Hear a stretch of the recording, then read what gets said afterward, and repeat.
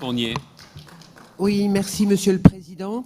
Si vous le permettez, cette intervention tiendra également lieu d'explication de vote.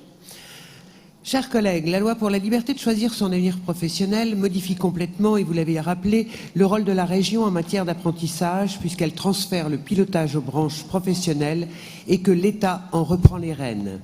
Les régions se sont par contre vues attribuer l'orientation sans pour autant être fixées sur un budget pour les actions d'information et de communication correspondantes.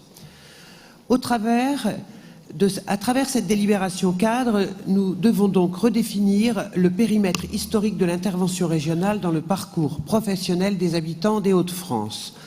Le groupe UDI-UC souhaite remercier le président Coulon pour la qualité du dialogue qu'il a su mettre en place avec ses services. Toujours à l'écoute, il a apporté des réponses concrètes aux nombreuses interrogations concernant la mise en œuvre de la réforme.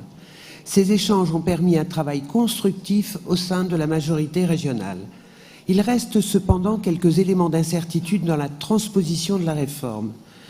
Le groupe UDI-UC partage la volonté de la majorité d'assurer la continuité des politiques régionales concernant l'apprentissage. Cependant, nous restons vigilants sur la mise en pratique du projet de loi. La répartition des CFA doit se faire dans la logique d'équité territoriale.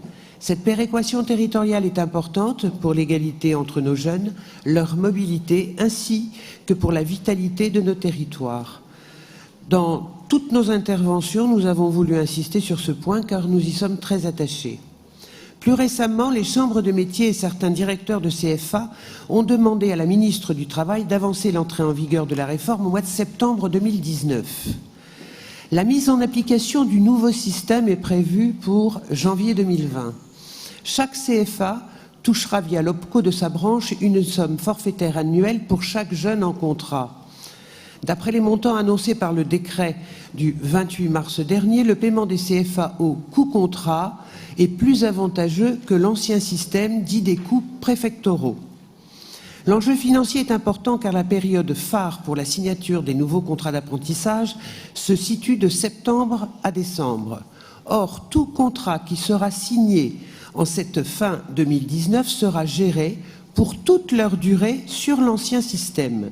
La perte financière apparaît très conséquente. De plus, il faut souligner que la phase de transition est complexe puisqu'elle demande la mise en place rapide des opérateurs de compétences, les subventions régionales devant prendre fin au 31 décembre 2019. Le gouvernement indique qu'il cherche actuellement une solution. La région doit rester ferme pour ne pas subir les revirements gouvernementaux dans la mise en application de la réforme et de ce fait mettre en péril certains CFA. Il pourrait être intéressant d'installer une instance de dialogue entre l'État et la région. Nous sommes souvent dans l'incapacité de répondre aux questionnements des acteurs régionaux de la formation et nos nombreuses interpellations des services de l'État sont restées sans réponse à ce jour.